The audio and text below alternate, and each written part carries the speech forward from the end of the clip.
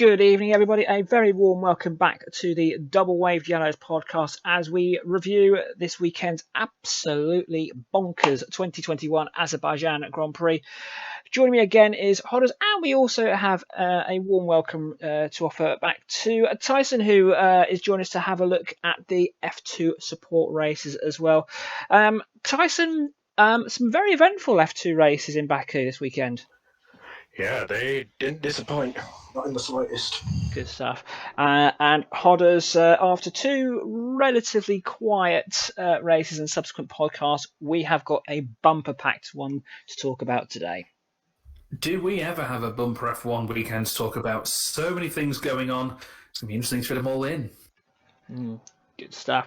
Right, so let's crack on. Tyson, tell us what was happening on the F2 races this weekend.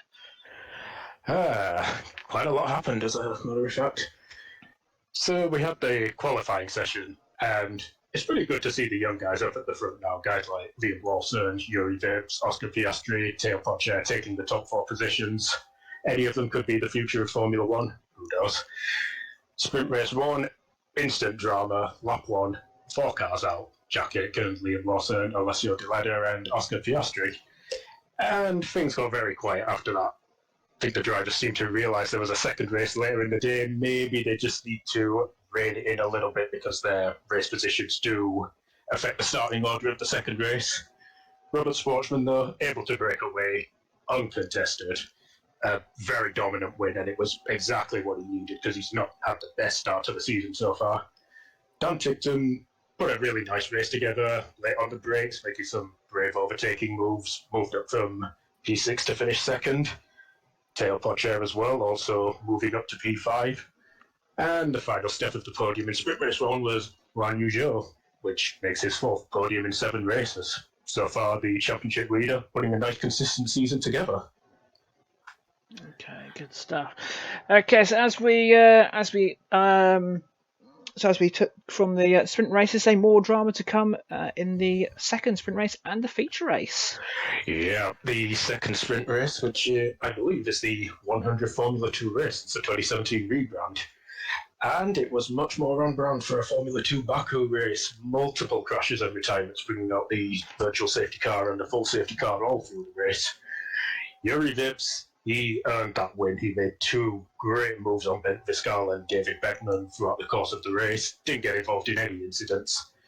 Beckman managed to finish second, while Viscal fell to fourth after being overtaken by Jahan de Ruvela.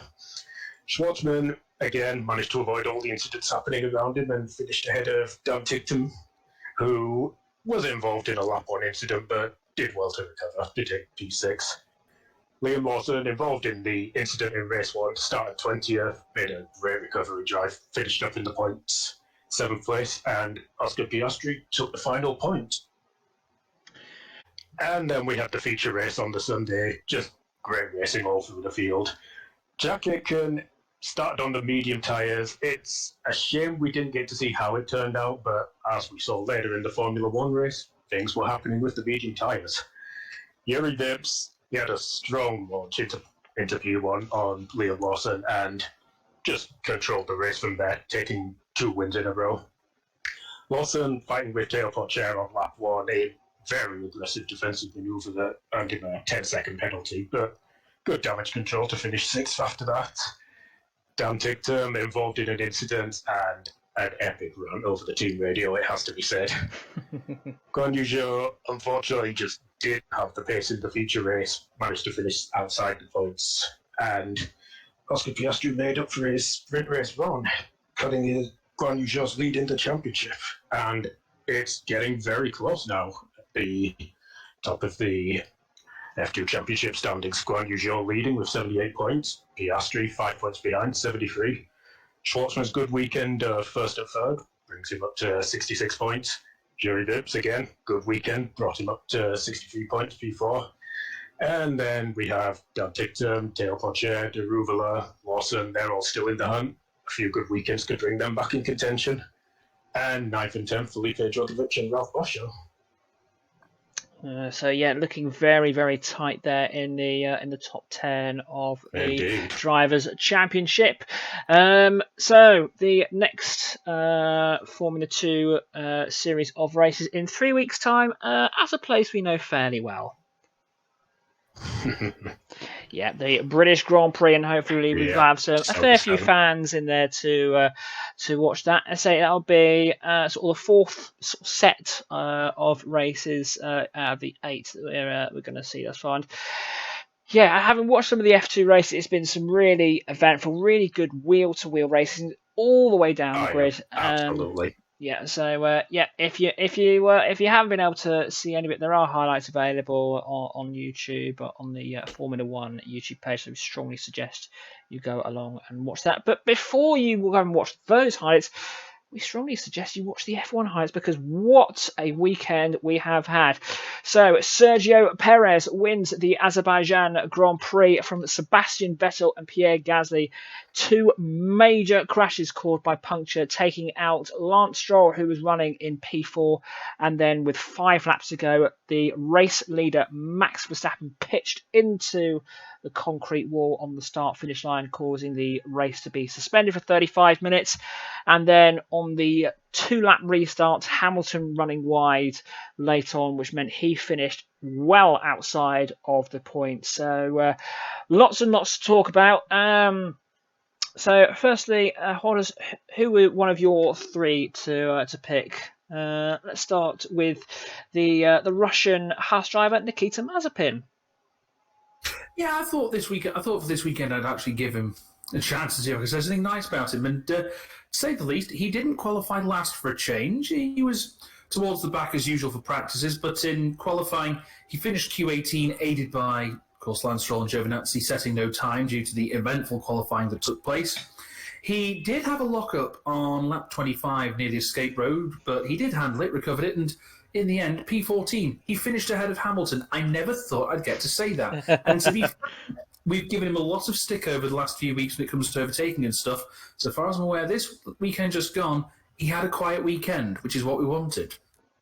Yeah, it's definitely what he wanted, and I think it's fair to say when we saw this race looming on the horizon, I think the people who run that Mazda Spin website were sort of rubbing their hands. He had a quiet weekend, which is good. Yeah, he wasn't in the barriers as much. He wasn't giving the Haas team much to do in terms of repairs, which was all good. Tyson, your thoughts on Nikita's weekend? Yeah, there was no major incidents that I can speak of, so it's exactly the kind of weekend he needs. It's good stuff. I'm saying hopefully he'll be able to push on from here. We will wait and see. So one of my 3 drivers I was keeping a keen eye on was Tsunoda, the young Japanese driver, and what a weekend he has had. He had excellent pace throughout the weekend. He was inside the top 10 throughout all of Saturday and Sunday, qualifying 7th, his best ever start in Formula 1.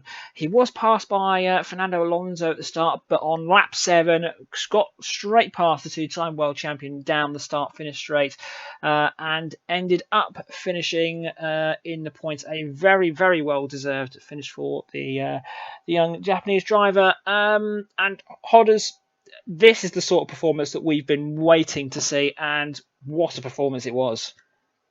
It definitely was. It's no real secret, really. It's more of an open secret that Yuki Tsunoda is a rookie as well, liked by us here on the podcast. And after the last few weekends where he's been a bit sort of middling, this is exactly what we wanted to see. It's almost as if the spark that was there at the beginning in Bahrain is continuing. Yeah, absolutely. I mean, Alonso did get past him again at some point during the race. We haven't sort of fully got it here, but even so, P7, 6 points. That's a huge haul of points to bring in for the AlphaTauri team, which is really, really good to see. Tyson, is this as Horace was alluding to, the spark that we're going to see to start pushing Tsunoda forward? Hopefully it is. He's had a pretty tough start to the season so far, but yeah, this hopefully is the launching point that we need to see. Yeah, absolutely, and we hope to see that going forward. Hodders, you were keeping an eye on the 2 French drivers this weekend. mixed results for both. Let's start with Esteban Ocon. Yeah, Esteban Ocon, he didn't have a terrible amount in practice. He was 16th after practice one, although I think quite a few drivers were struggling with those softer tyre compounds in the first few practices. But he did rally. He was consistent. He was 9th in both practice 2 and practice 3. He was 9th in Q1 with a very strong time. Missed out on Q3, but only by just over a tenth of a second, which isn't too bad going. When it came to the race itself, it was just sheer misfortune. He had to retire on the 4th lap. He'd lost power through a turbocharger problem. I recall Ted Kravitz on the Sky coverage saying that the gearbox sounded like a box of rusty nails. Yeah, and we could certainly hear it in the pit lane. It's unfortunate for his race to end early because I think the Alpine team will look back at and think, what if for Esteban? But going on nice and quietly throughout the weekend. He wasn't one of many drivers to stuff it in the barriers. So, let's say it's what could have been, but never mind. Right, so I think not much to say on that. So I'll move on to the second of my drivers, and oh boy, did I pick a bad time to keep an eye on Sir Lewis Hamilton. Oh dear. Oh dear, oh dear, oh dear. Well, trouble is I watched Leclerc at Monaco, and so I think the drivers are going to have to be careful who I pick next time round. Yeah, that's a good. I tell you. Yeah, absolutely. So Lewis just absolutely appalling pace during Friday practice. He managed to get it together in the Saturday, managed to get actually second overall in qualifying, but I think there was a stroke of fortune there because there were other drivers behind it that were on much faster laps before we had the red flag in Q3 that brought proceedings to an early halt. His race pace, he was looking all right. He was clearly being beaten by both Red Bulls for pace, but was hanging on in P3, obviously up to P2 when Max had his big accident towards the end, so it looked like Lewis on for a great haul of points to retake the lead of the championship. But then on the restart, he just completely outbraked himself into turn 1. So spinning all the way down the field and ending his point-scoring streak of 54 races, his first non-points finish since the 2018 Austrian Grand Prix. He actually finished on the track in dead last, but a penalty for Latifi meant that Lewis Hamilton finished 15th. Hodders, that mistake that he made with the brake magic, that could be critical this season. I think it was. I mean, I was having a look post-race at some of my acquaintances who work in journalism, including one who works radio on Newsbeat, and he was saying in one of his tweets, and I agree with him, that Lewis Hamilton doesn't make many mistakes. When he does, they're clangers, and that was a major clanger that cost him dearly and could well affect the end of the season rankings. I mean, we mentioned that on the podcast last time out that Hamilton very rarely makes mistakes. When he does, they are big ones, and Lewis needs to really think about this because we've seen it's a really tight battle between him and Max, between Mercedes and Red Bull. Every single one of those points is going to count at the end, I think. So that's the sort of season we're in for. Tyson, just a really lackluster weekend from Hamilton all weekend. Yeah, I was really surprised, especially in practice, seeing just how low down the Mercedes were. As I say, hopefully it's something that it's a one-off because I think Max has probably got the overall performance across the season, but we will wait and see what happens with that. Hodders, to the other one of your Frenchmen that you keep an eye on, Pierre Gasly. What a weekend! That's putting it politely as well. He had an absolutely colossal weekend as racing goes. First 2 practices, 6th and 5th, he was actually the fastest in practice 3 by a small margin. When it came to qualifying, he was 7th in Q1, 8th in Q2, eventually qualifying in 4th. He finished, of course, on the podium in 3rd. He remained competitive both before and after the red flag. And when it came to that 2-lap sprint, by gum, he had to fight hard. He had Leclerc and Lando Norris both on his tail most of the way through those 2 laps, held them off right to the end. Also worth noting, It's his first podium since winning Imola 2020. It's his third podium in his career, and it also means he's been on every single step, barring the constructors one, of course. I think actually it wasn't Imola, it was Monza, but yeah, Italian Grand Prix win for AlphaTauri about them. But yeah, good little nugget of info there that he's finished on all three of the top steps there. And yeah, you're right. For me, Gasly was one of the top performers of the weekend because to qualify fourth is absolutely super. I mean, okay, yes, there were 4 red flags across the whole of the qualifying session, so I think that's obviously helped. And I think would he have qualified fourth had the other drivers got their second flying laps in? We'll never know. Tyson, superb performance from Pierre. Absolutely. Great practice session, great qualifying, great race finish. He's finally showing what I wanted to see from him in the Red Bull. I think AlphaTauri, I think, are going to be a real team to keep a close eye on this year, especially we have these sort of crazy races, because we've now got Tsunoda performing as well. So, yeah, if Gasly and Tsunoda can compete regularly, they could be hauling lots of points in. I think the likes of McLaren, Alpine, and Aston Martin are probably going to have to keep one eye looking over their shoulder, because I think AlphaTauri could creep up here. We will wait and see.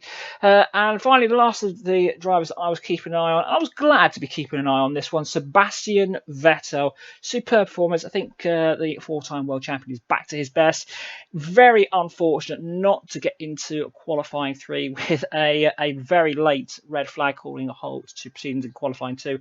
I think he was about 1/10 short, but ironically that helped his race tyre strategy because he had an extra set of soft tyres to use, which meant he was able to go for so much longer. He actually ended up leading for 5 laps in the early pit stop phase. Say going 18 laps on the soft when Pirelli thought it might have been as little as 15. After the safety car restart for Lance Stroll's accident, he was able to pass Gasly and Leclerc in one go, which was a superb move there, and ended up finishing second, just under 1.5 seconds behind Sergio Perez.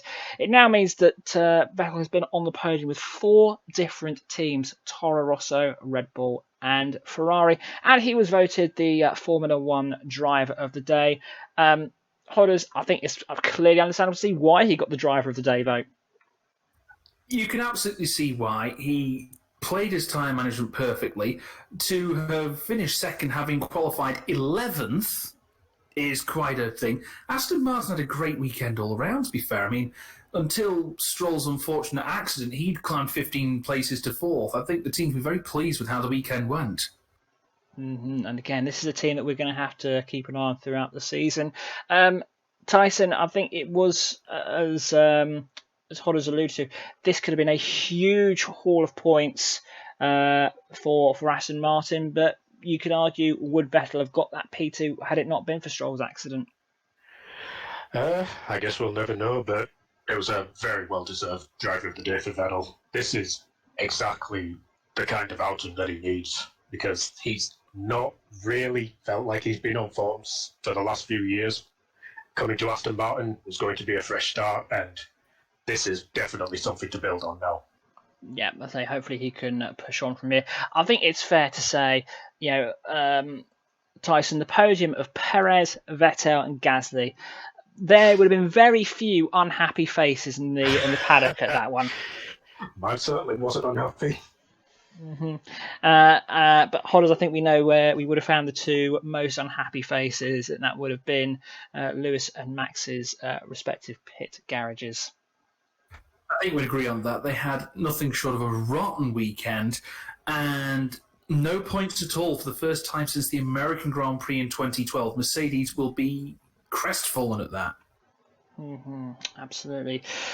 Okay, so moving on to just quickly before we move to our winners and spinners, just a couple of other little notes we came up. So just a couple of penalties been handed out by the stewards. So Lando Norris got a ridiculous penalty in qualifying for effectively ignoring the red flag lights, not going into the pit lane, driving straight on.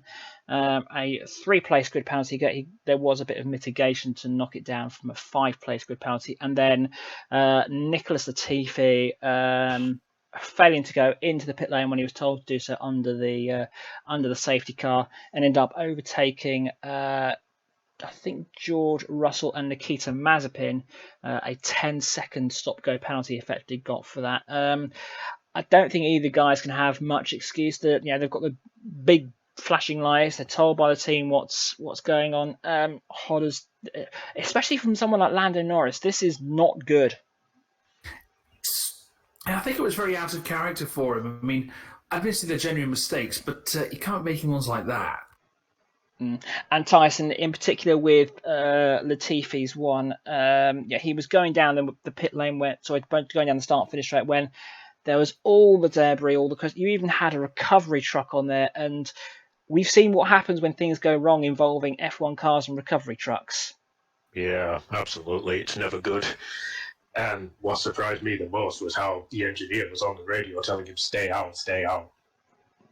Whether that was a bit of confusion of stay out, i.e. don't come into the actual pit box, we don't know. Right, moving on to the winners and the spinners. Hodders and I have chosen who had a memorable weekend and who had one to forget. Hodders, who's your winner for us for this weekend? Well, when it comes to the winner this weekend, or the Le Gagnant, you can see where it's going here, it has to be Pierre Gasly. I mean, he had an absolutely, not quite perfect, but a flawless weekend. It was consistent. He was never out of the top 10 in anything, practice, qualifying, or the race, and a very well-deserved podium place. The young Frenchman can be very, very pleased with that weekend, and he can hope to continue that when he goes to his home Grand Prix. Yes, a very good point there. Yes, Gasly and Ocon's home race in a couple of weeks' time in Le Castellet. My winner, I've gone for someone who I haven't mentioned, but I think this is a very, very worthy winner. It is the race winner himself, Sergio Perez. He needed a strong weekend because he'd been saying he was disappointed with the results. He hadn't been keeping up with Max throughout the season. My goodness me, was he on it this weekend. Qualified in 7th place. He jumped 3 places at the start up to 4th. Got past Leclerc on lap 7, so up to 3rd. And he was able to get past Hamilton in the pit stops. And he was just shadowing his team at home. We looked like we were on course for a Red Bull 1-2. Unfortunately, not the case when Max crashed out late on. But he managed the 2-lap sprint finish very, very well. An excellent weekend for the Mexican. He always goes well in Baku. He's finished 3 top 6 finishes there, so great start. But he was lucky to finish because just after turn 1, after the checkered flag, he was told to stop the car. We believe that there was a hydraulics issue, so that could have been one of those we'll never know issues. But they got it home, 25 points in the bag for the Mexican, and I believe that now puts him 3rd in the championship. I'll have to check my notes on that towards the end. Hodders, we move on now to the driver who you felt deserved our spinner award, and really a weekend to forget for someone who is fighting for his seat for 2022. Valtteri Bottas, what an awful weekend he had. Yeah, I think it's one of those weekends where the term selective amnesia would come into play very quickly and very strongly. He was 10th, 13th and 16th in the various practices. He was very, very lucky to make it into Q3 at all and then qualified 10th, and then finishing outside the top 10. The Mercs having a horrible weekend, but Valtteri Bottas really needs to improve when he gets to France next weekend. Yeah, I mean, Tyson, I don't think it's unfair to say that Valtteri is fighting for his seat, and I think actually this has got to be one of his worst starts to a season since he's joined Mercedes. Yeah, he's absolutely nowhere near Lewis. Yeah, I have no idea what happened to Bottas this weekend. The whole time I was just looking around thinking, where's Bottas? Where is Bottas? The thing I've always commended him is that he's a good second driver for Mercedes. I can't even say that about him this weekend. Yeah, and as you say, Hodders, hopefully that will, if this is just a blip, and it'll be back to normal service when we get to France in a couple of weeks' time. My spinner, not a driver or team, but Pirelli. And after the big incidents we saw involving Stroll and Verstappen, there's been a lot of questions thrown at Pirelli in regards to the integrity of the tyres again, because it's not the first time this has happened. However, the early reports that are coming from Pirelli are suggesting that these punctures have been caused by debris. Lance Stroll, we're not sure what's caused that. We think Verstappen's one, it could have been caused by a tiny fragment of carbon fibre just cutting through Max's tyre.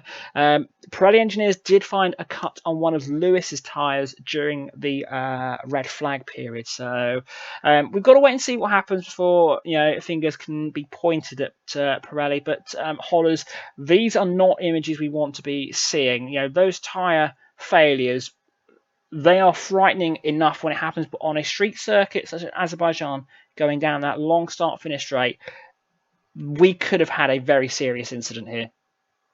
You absolutely could. I mean, I think, if anything, the very, very long 1.4 mile straight that exists at the Baku street circuit probably allowed for it to be less serious than it could have been.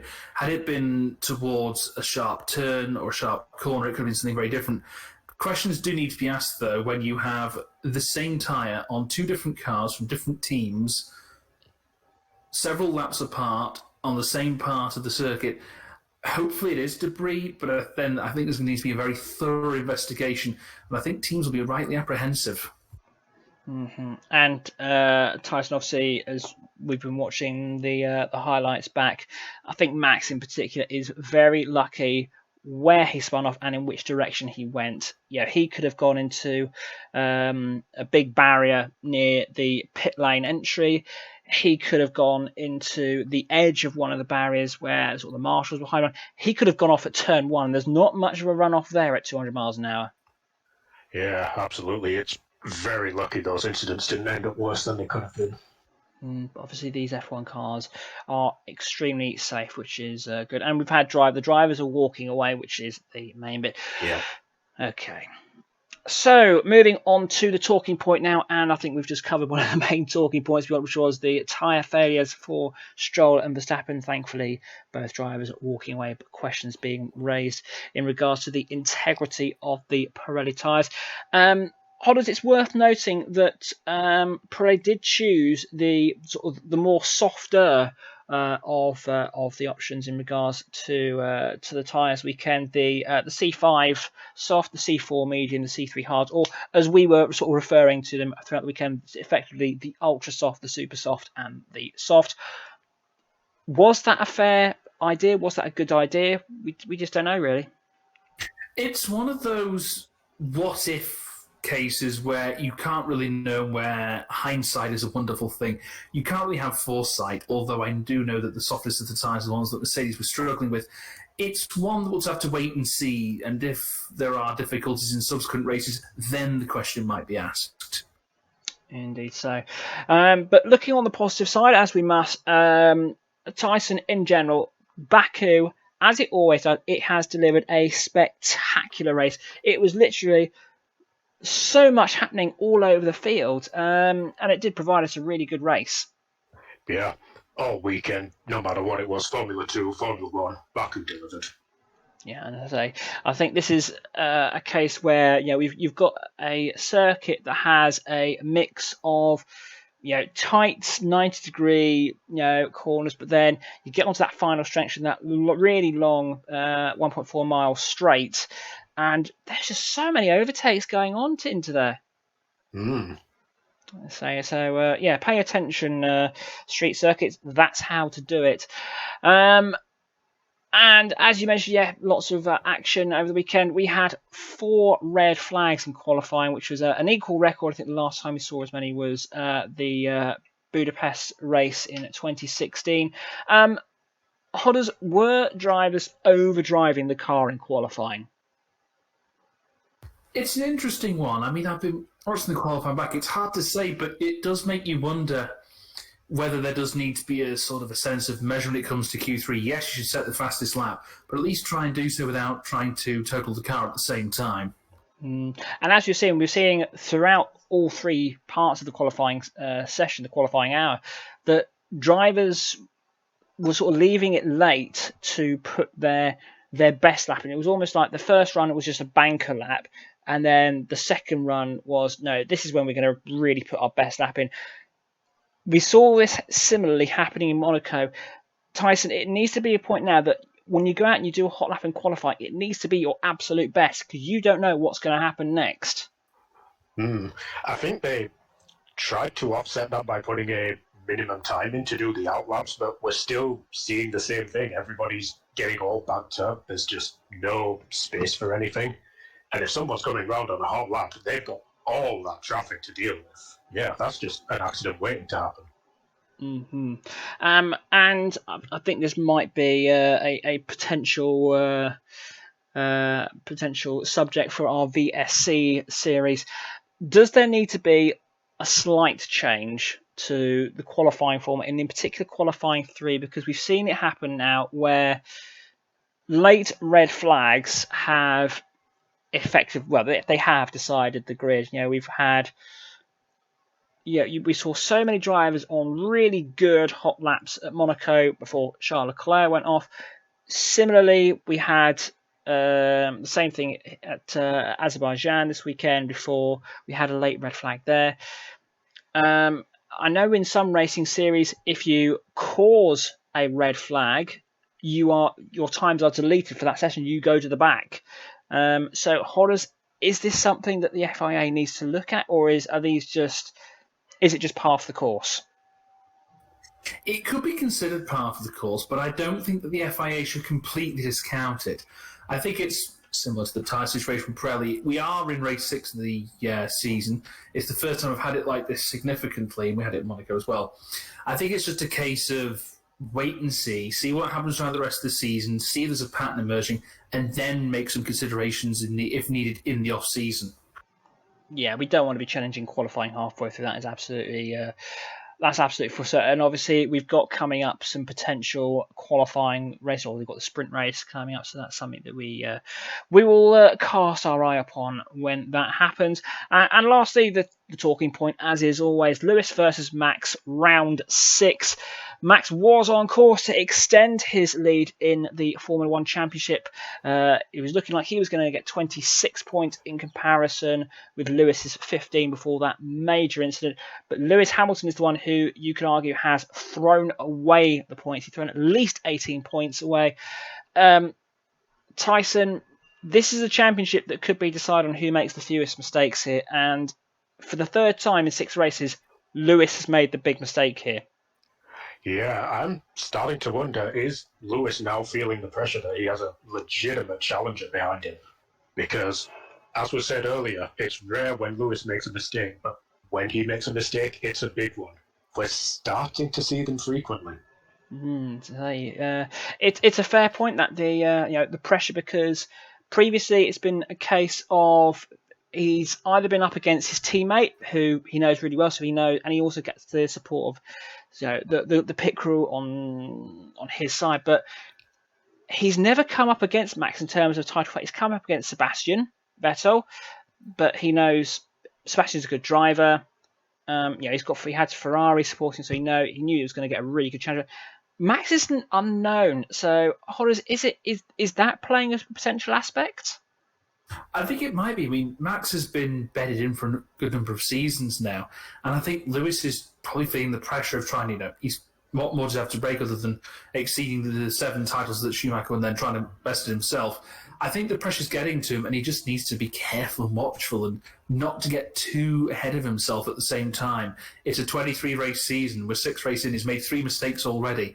He needs to try and rectify that pretty darn quick. Absolutely. And now coming round to our final thoughts. And as always, Baku has delivered the unexpected, and a great little fact pointed out by WTF1. In the 5 different races that we've had at the Baku City Circuit since 2016, we have had 5 different winners, 5 different pole sitters, and 5 different drivers setting fast. That just goes to show this circuit is so unpredictable. Hodders, your thoughts on the circuit? I will say, when it comes to street circuits, Baku has been one I've always had a soft spot for, because it throws up surprises, as we had this weekend. That long straight allows for plenty of overtaking, and we always have the unexpected, and anything can and will happen, and did happen.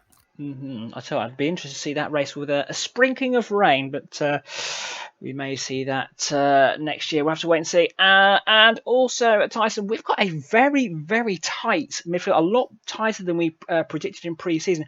We had 7 different constructors in the race top 10. We had 6 different constructors in qualifying 3. This is a very, very tight midfield pack. It is. It looked like McLaren were going to run away with the midfield race, but no, the other teams are really starting to mount a challenge behind them now. Absolutely, which is what we want to see. Absolutely. Okay. Yeah, absolutely. Okay, so let's have a quick read-through of the Drivers' Championship. After round 6, Max Verstappen still leads on 105 points, with Lewis Hamilton still 4 points behind on 101. Sergio Perez, with his win, moves up to third on 69 points, Lando on 66. Charles Leclerc on 52, Valtteri Bottas, even after his miserable weekend, still 6th on 47. Carlos Sainz on 42, podium sitters Pierre Gasly on 31 and Sebastian Vettel on 28, and Danny Ricciardo finishing out the top 10 on 26.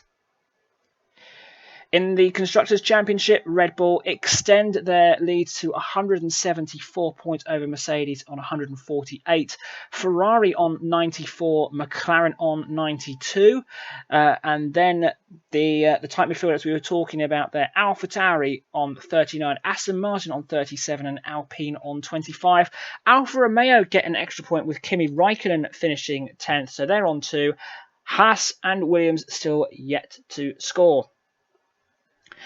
So, coming up in a couple of weeks' time, we have the French Grand Prix, and we'll have the podcast the week after that. And then we have got the first of 2 back-to-back races at the Red Bull Ring on the 27th of June and the 4th of July. And, of course, we'll have podcasts to feature on all of those. Okay, my thanks to Tyson and to Hodders, as always, for joining in. My thanks to you for listening and for watching this podcast. As always, don't forget to like, subscribe, and drop us a comment down below. We will look forward to talking to you about the French Grand Prix in a couple of weeks' time. From me, Matt, thanks for listening. Be good, and if you can't be good, be safe. All the best.